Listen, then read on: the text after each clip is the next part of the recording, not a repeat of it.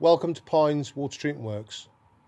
There has been some form of water treatment at Pines for over 160 years. Pines has a potential to do 60 megalitres per day, that's 60 million litres, and has a combined storage capacity of 27 million litres, stored within the two treated reservoirs of the 9 and the 18 megalitre.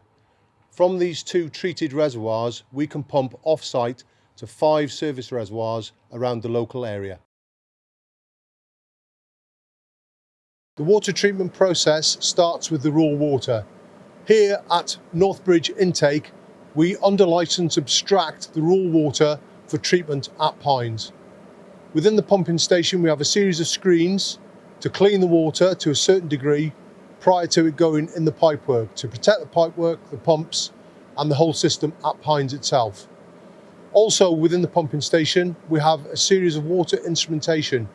This analyses the water and ensures that the water is of good quality before we abstract it from the river. The raw water from Northbridge Intake is pumped underground to Pines Water Treatment Works.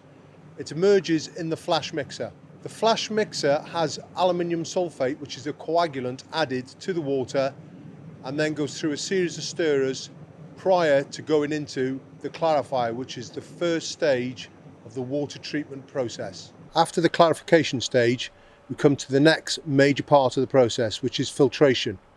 At Pines, we have 6 rapid gravity sand filters. The sand filters are designed to remove particles and particulate matter that may not have been removed from the clarification stage.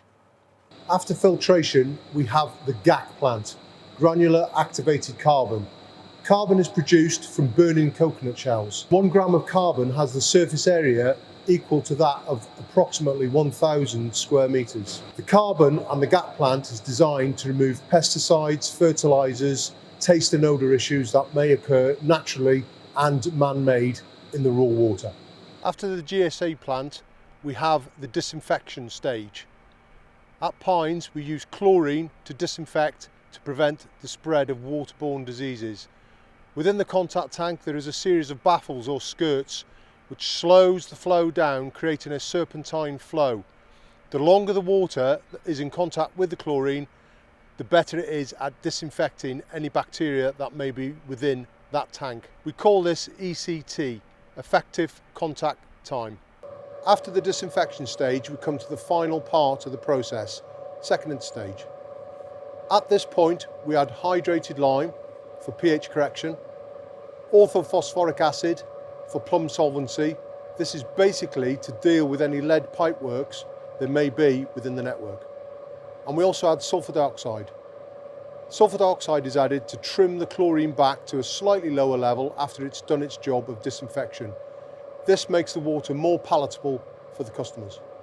After the second stage, the water, which is now treated, is pumped into the final treated reservoirs, as you can see behind me. At Pines we have 2, a 9 megalitre and an 18 megalitre, giving us a combined of 27 megalitres. That's 27 million litres of water, the equivalent of 10.5 Olympic-sized swimming pools. From the service water reservoirs on site, the water is now moved to the distribution network via a pump house, as we can see to my left, to the network beyond Pines within the local area.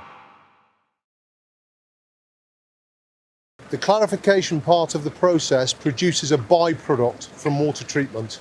We refer to this as sludge. The sludge from the hoppers in the clarifier wash water from the filters, and any wash water around site is collected in a central location which we refer to as the wash water recovery tank. This is the first stage of the sludge journey.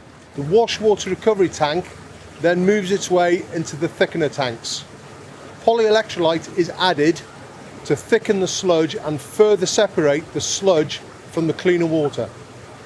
The cleaner water runs off the top and wears into the supernatant return tank. This is then returned to the flash mixer at a rate of 5% of the works flow.